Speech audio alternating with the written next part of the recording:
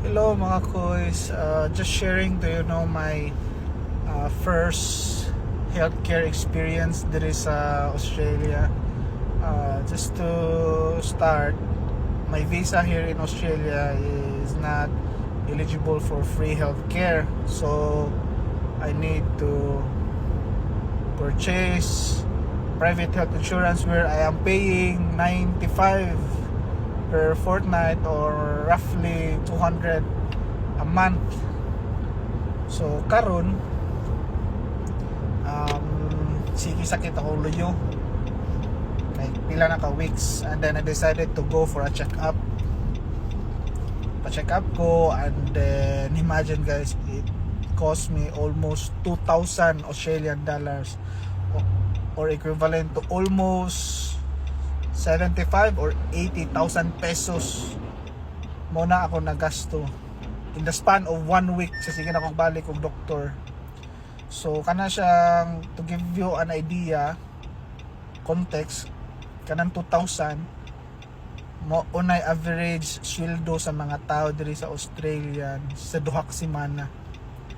Imagine working for 2 weeks, may imo rang ibayad sa kuan healthcare, sa pagpa-check up sa mga laboratories. Dili pa kita grabe ha, ang sakit. So ang gibayaran ako na is kaduha ko ni balik sa doktor, check up and then follow up check up. I did 3 CT scan, and then there's 1 ultrasound, and includes mga tambal.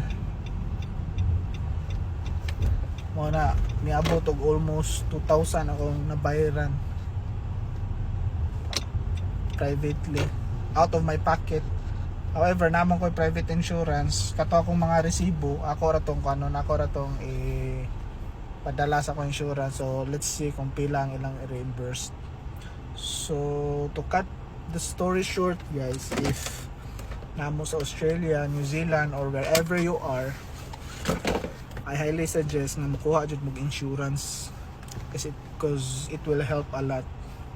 You will never know kung ganito ninyo, but in case nga kinahanglan ninyo, it will help a lot.